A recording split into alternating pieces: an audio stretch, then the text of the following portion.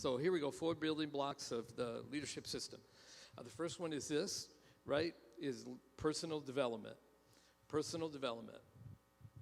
The second one is building the team. Building the team. The third one is organizational efficiency. The fourth one is leadership development. So we'll leave that one up there. The two that I'm going to cover today are the first two, right? Did you get those fill-ins already? All right, we'll go fast. So first one is this. Growth needs to be intentional. So I'm talking to leaders, right? I'm talking in personal development. Growth needs to be intentional. Growth is a choice. You've learned that, haven't you? Just by setting aside time to come to Elevate. There's other things you could be doing today, right? But you made a choice to be intentional about doing something to grow your leadership. Now, I find this, right? Growth time is the hardest thing for me to schedule.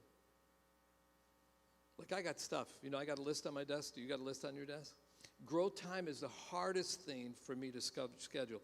And it won't just happen. It won't just happen.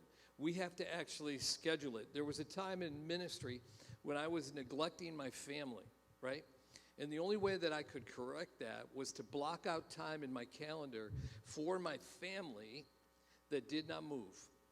It was as inconcrete as it was a BOA meeting. You understand? And when I did that, I became intentional about being a better husband and a better father, because that's where we lead first. If my wife or my kids won't follow me, I have no business. Now, I wouldn't tell everybody this, but I'll tell you, so you just keep it in the room. When this was out of balance for me, I remember my wife coming to me one time, and I can laugh about it now, but she said, honey, I think I'm going to go to a different church. I was like, what? I mean, that was like God sending a red flag saying, you are in trouble, buddy. You better do this differently. But it has to be intentional. Same thing with personal development. We realize, in the systems, and this is how you want to strategize and set goals, and I'll talk about that later, but we realized that our volunteer system was sluggish. And so we began to think, we got to improve this thing. So I was the leader, so I had to spend time on the volunteer system. I have a little list here of 12 action steps that came out of studying Nelson's volunteer system one more time to figure out how we could improve this thing. But it had to be intentional. We had the whole staff do his book, Connect, and we began to come up with a list of things that we could do differently. It was all intentional. So when you're thinking about this stuff of personal growth and you think about systems, which of those systems do you need to focus on right now and set and improve and set goals with? So three truths about personal growth. The first one is this. You ready? Spiritual growth is a necessary part of personal growth.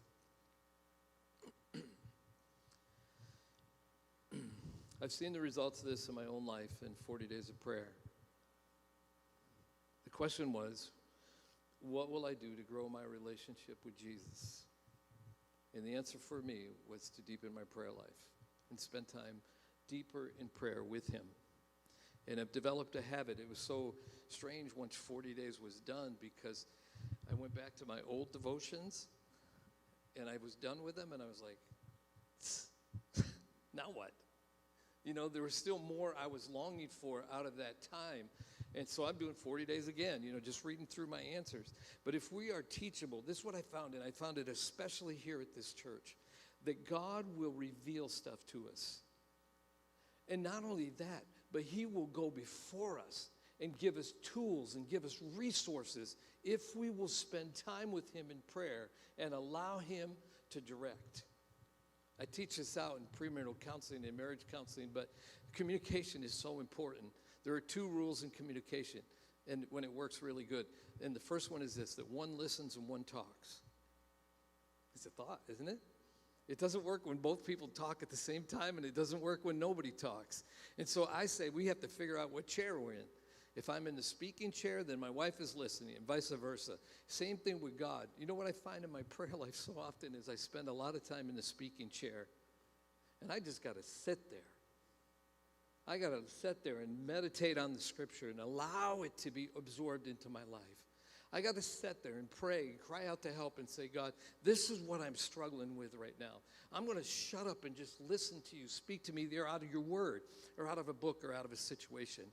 And I pray the same prayer over our church on a regular basis.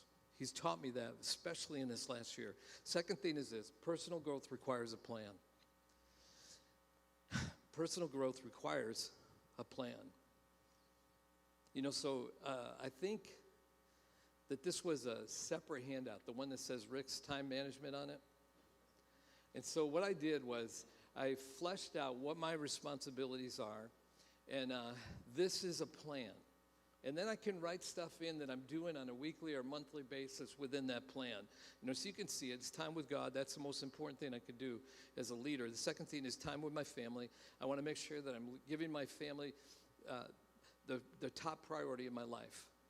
Then I move into the church. One of the top things I do in the church is message prep. The next thing is leadership development, personally, staff, and other pastors. Then shepherding, then administrative type stuff. And so I write in stuff, but this is like it keeps me balanced. Two things, right? If something didn't show up on here that needs to show up on here, then I know it. If something's been on there for 2 months, let's say there's a shepherding call I had to make in 2 months, and it's a difficult person. Aren't those the hardest to call back? I have to build up. Like, I have to have 2 donuts that day when I call them back, just to build up to make the call. But are we doing those things on a regular basis?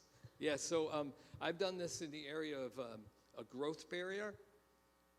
Like, we were facing the 500 barrier. Trust me, I got a sheet of paper right up here of 10 things in breaking the 500 barrier that I want to stay focused on, right? And I talked to you about the volunteer system. The next thing is personal growth always precedes the growth of your church. Yuck. It always precedes. The church will never grow beyond the leader. The ministry that you're involved in will never grow beyond you. So we have to pay attention to this. A personal growth plan begins with your calendar. As a matter of fact, I heard this said by one of the leadership things I was at. The secret to your success is your daily routine. Is your daily routine. I have a time that I do my little exercise thing every day. You know what it is? When I first get out of bed. Because if I don't do it when I first get out of bed, I'm telling you right now, I'm not doing it mid-afternoon. I'm not doing it at night. So you have to build those things in. So you calendar on purpose. And what I mean by that is simply this. That start putting that item in there. Start putting an item in your calendar that says personal development. And block out 1 or 2 hours a week just for personal development. And then figure out what you're going to do. Are you going to listen to a podcast? Are you going to do a blog? Is there a book you're going to read? But begin to block out time. And don't let anything interrupt it. Because that's the plan that you're working. I put this note on my notes: grow the leader, grow the church. Grow the ministry, grow the leader. It always starts there. It used to drive me nuts. If you do Nelson series, if somebody I follow for the growth barriers, and I did the 65, I did the 125, I did the 250, and now I'm doing the 500. You know what the first thing on every one of those growth barriers is as an execution of a plan? Grow the leader. I'm like, really? Really? You mean it starts with me? Yeah, it starts with us, because the church will never outgrow us. So these are some things that I encourage you towards, that you would abandon annually. And by that I mean, what conference will you attend this year? What conference will you attend? Now, I know you've done that with Elevate, but if money is an issue, look, you can do it digitally. I mean, we live in a great age. Ours comes in October when we go to Next Level in Fort Myers, Florida, and we take staff down there and some key volunteer leaders down to Fort Myers, Florida. We're just abandoned annually. Second is withdrawal weekly. Withdrawal weekly. Who will mentor me this month? What book will I read or podcast will I listen to? So I've got a couple of those that I do. I mean, As far as a blog, I follow Carey Nieuwhof just as a blog, and he bombards you once you get on his thing with like 3 a week. I mean, he just keeps giving you stuff, and you have to discern what's relevant for you. Podcasts, I listen to Matt Keller. You know, we've listened to Andy Stanley and read his books. The third thing is to divert daily. Schedule a daily time with God and keep it. The issue for us as leaders is not this. The issue is not if our calendar is going to be full. The issue is what? What's going to fill our calendar? What's going to fill our calendar? And guess what? We get to choose. We get to choose what's going to fill that calendar. So it was, I am an advocate for Sabbath now. And we just took a vacation with our family.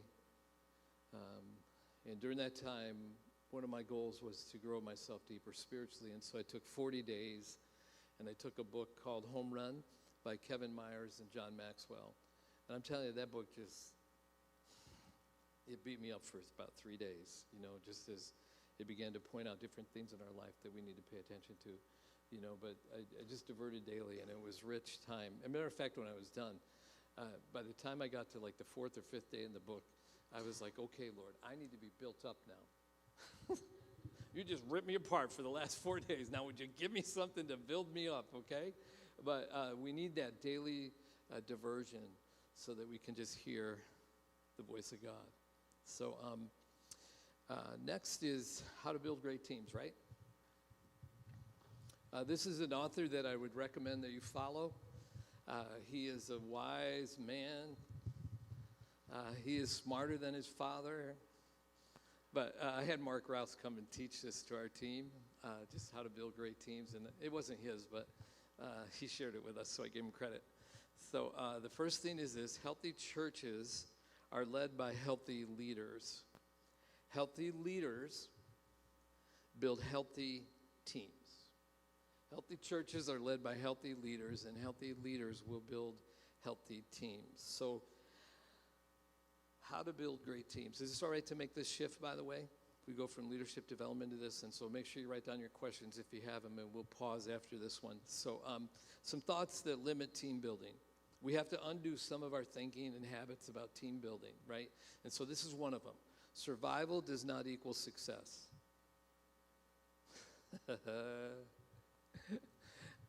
If we can get it done, if we can get it done and we do 90% of it, that is not necessarily success. All right? You all right? So we have to think about that. One is too small a number to do anything great. One is too small a number because we have lids. Here's the second thing we have to undo, right, in thinking, that we delegate tasks but not responsibilities. You do know you have a lid, don't you, as a leader? Oh, maybe you don't know. So how about if you turn to your neighbor and say, you have a lid? Just tell them. Say it again. They're not listening to you. They don't think they do. We all have lids, you know, as leaders. And the lid will determine the growth of the church. You know, so I remember John Maxwell talking about his dad, who was the president of Circleville Bible College, and he would have students for 3 years, you know, and so he would walk across the campus with John and say, that person's a 75 person. They can pastor a church of 75. That one has potential for 150, and that was potential for maybe 250 or bigger, which was big back then. But what he could tell is by the person what their lid was, because he knew them as students. So if I train someone to lead something that I lead, I just raise the bar. And you know what? This is a secret. They may be better than you. They may be better than you. And so we let them lead. But one is too small of a number. Pro basketball knows this, don't they? Ooh, LeBron James just moves to the Los Angeles Lakers. They had a terrible season. One superstar is not enough, huh? What was so good about what he had going in Cleveland? He had a supporting cast around him. Why do I love the Golden State Warriors? It's bigger than Steph Curry. They have a supporting, now all the NBA teams are trying to structure this, or now not around one superstar, but having multiple people who are stars that are better than the superstar in some key areas. Does that make sense? Yeah, and so we want to make sure we surround ourselves with those type of people, and just don't let us doing it all the time, set the limit on it. So why does this matter so much, right? Why does it matter? Well, it's our calling. It's our calling to empower others to lead. I was trained to do the work of ministry.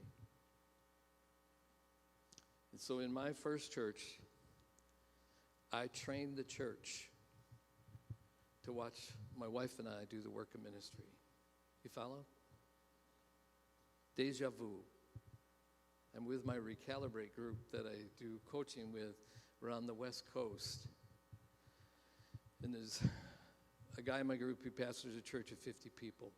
And we began to talk just about his thing. After 12 years of being at that church, he's still the worship leader. Him and his wife do worship. And they both run a preschool. And I thought to myself, after 12 years, find somebody to lead worship. Search, bring somebody along that can lead worship that's better than you are at worship. But why we don't do that is our identity a lot of time is wrapped up in doing the work of ministry. Yeah? This whole transformation in the foyer was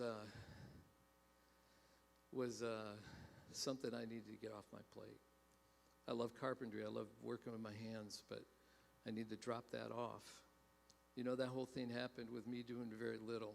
Can I tell you why? Because I had people that were accountable to me, that made me accountable. Like Pam Rash, and Pam's sitting back there and she's being real quiet. But can I tell you what? She just made sure I didn't do any bit of that project. You know what I got to do?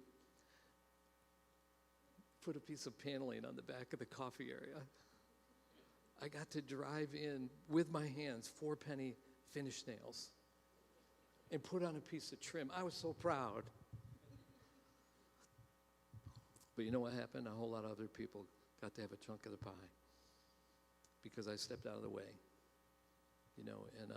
And it was a team effort. It was a total team effort, from Liz doing the design of that whole thing, of the connect wall, to different people painting the wall, to design, and Pam actually found the ideal for the wall, and then it fleshed out to the coffee area. It multiplies itself. You hear me, though? And it can happen within your ministry and within your church when we'll get out of the way and let some people lead. So I had asked that pastor out there, who was busy working in the church, but not on the church. This development has just grown up around that whole church. And we were talking over supper, and I said, how many people in that development of 500 homes come to your church? None. Oh, no. That's your job. How are you going to get out there? How are you going to lead the charge? How are you going to go out there and figure out who those people are and how your church can meet the needs of some of them? Because I know this, in those 500 homes, there are people that are far from God, and that church is planted right in the center of them. And he's got to lead the charge, So the second thing is the growth of our churches depends on it. It depends on it. After 3 years in our first church plant, we were running 35 to 40 people. I was the worship leader. No, this will make you feel good about what you're doing in your church. Okay, so this is how I would lead worship. We had this praise and worship book. It was a chorus book. I can't even use the word chorus anymore. They're songs, That's contemporary. And so, but it's a chorus book, and so I'd give a call to worship. I'd look at our congregation, and I'd say, what do you want to sing today? No, I'm serious. Look at my wife could play anything, And she had her little book over there. And then June, this lady in our church would always raise her hand and say, I want to sing, and we'll know we are Christians by our love. Every week. All 4 verses. I was thinking about that. No wonder why the church didn't grow. You understand? It's like, it's a possibility. You know, then I went to one day Maxwell thing in Syracuse. One day. And God changed my life. When I understood leadership and I understood developing leaders, it literally changed my life. And that church grew from 35 to 40 to 220 to 330 by the time I left. Grow the leader, grow the church. Grow the ministry, grow the leader, grow the ministry. So how do we do it? Right here, how do we do it? Here we go. Ready? The first way we do it is vision. Clarify the why behind the what. We started there back in September. Do you remember? We were just talking about just put together a purpose vision statement and let that begin to drive things. It will influence what we do and what we don't do. So there was one point that we had a children's director who was trying to figure out how to grow things. And she said, I think it would be a great idea if we offered a CPR course. And then secondly, a Taekwondo course in the church. And I very politely said, the fire hall can do CPR. And there's a place on transit that can do Taekwondo. What is our niche? What is our niche? And then she was running a play group for moms. By the way, play groups, moms love them. It's not MOPS. It's not that organized. We feed them a meal. They come and hang out, and they talk to each other. And guess what started to happen in the context of talking to each other? They began to talk about God. They began to talk about church. And some of those families began to filter into the life of the church. But that fit our vision. The second thing is this, right? Roles and expectations. Roles and expectations. Most team members want to do a good job. We just have to give them an opportunity to succeed. So questions they are thinking, even if they don't ask. Here's one. Ready? What do you want me to do? There's a thought. What's the time commitment? How much time is this going to take? The third thing is this, roles and job description. And the fourth thing, agreement on the front end reduces disagreement on the back end. If we can be very clear about what we want them to do, that's why the Connect Wall is there. If you pick up one of those cards for the kids ministry, and it's a check-in position at kids ministry, it'll tell you exactly what that entails. And then they can say yes or no. The commodity today in our culture is not money. It's time. And when people give their time, they want to give it to something that they can make a difference in. Third thing, recruit leaders. We got to learn how to recruit leaders. They're looking to make a difference. We got to give them a challenge, and they will rise to it. And so Kevin's over here, and he's our new site pastor. Why don't you give us a wave, Kev? He's a new site pastor at Medina. And so we're looking for a site pastor. And Kevin and I had a conversation. He served on our church board, our HR. You work for the government, don't you? Yeah, and so he works for the government, and so we're sitting there talking in HR about how to do this site pastor thing and possible candidates. And truth, right? I just whispered to Kevin under my breath. I said, how about you? Because I knew he had a call from God. And he just gave me this look on his face, and he said, I can't believe you're asking me that question. You know, and he went home and talked to Tamara, his wife, and they are the site pastor right now. You know, but that came out of just looking around. And I had watched him in different scenarios, and I had watched him and his wife work together in our church. And I said, I think they could be the couple, and they are. And the passion right now, like, probably the government's going to lose you. to early retirement, and that'll be a great day.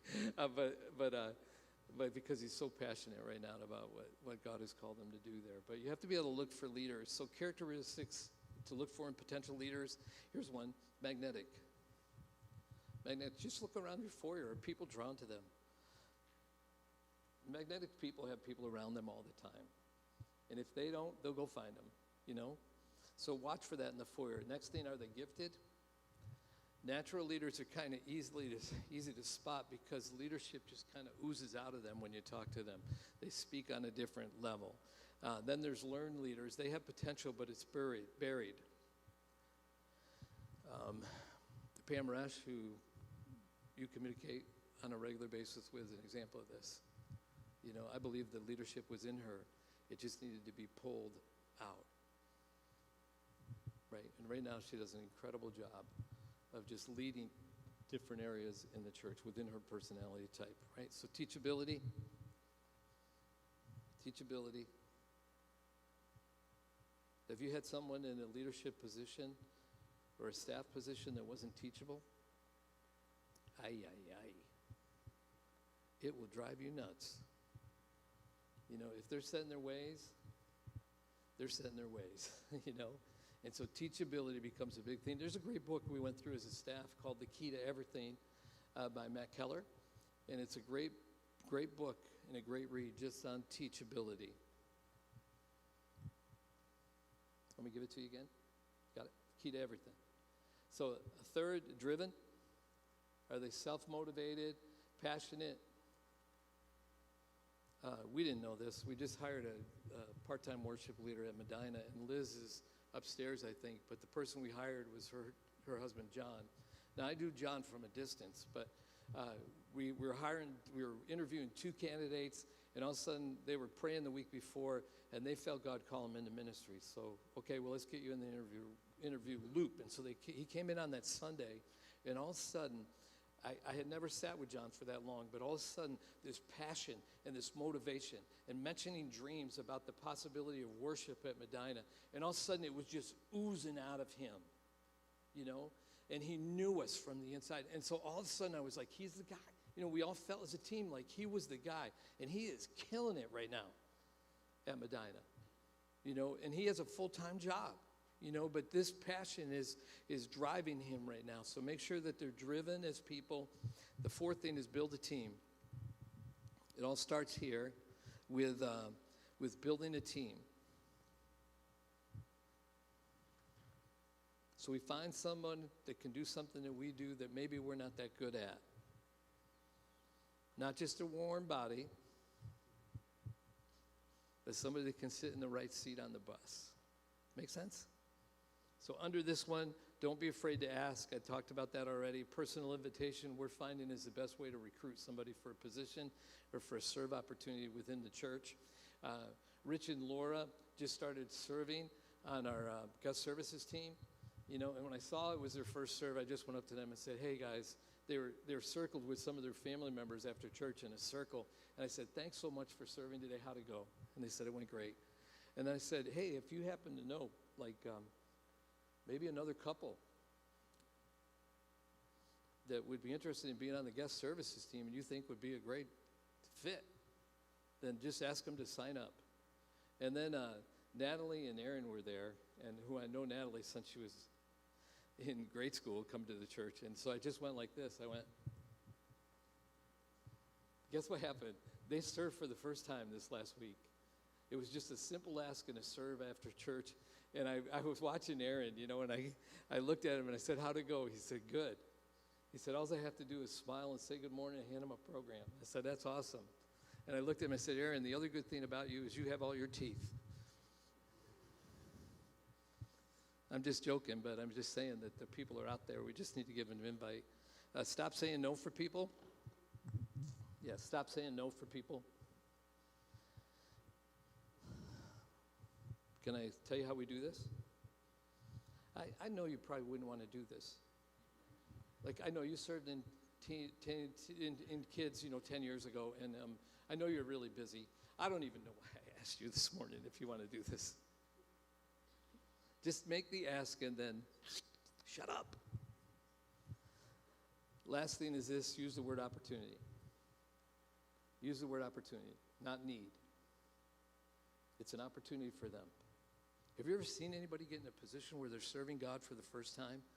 And watch the expression on their face when they take their gifts and now they're using them for the kingdom. Not to make money, they're using them for the kingdom to make a difference in God's life, in God's kingdom. It's an awesome thing. So we celebrate wins, and I'll go faster here. 2 things. One is, how do we celebrate wins? We celebrate them in huddle time. Our huddle times take place on Sunday morning. We gather with our worship team, anybody involved in tech or whatever in worship. Our kids team gathers together. Our guest services team gather together, one devotional thought, and then we share wins, a name and a story, right, that we can share. You know, we had them popping during staff meeting this week. We always start off with this, a name and a story, okay? Because I don't see them all. Do you see them all? We don't see them all, but when we come together and we share what those wins are, it just gives energy to the whole thing. The last thing is handwritten notes.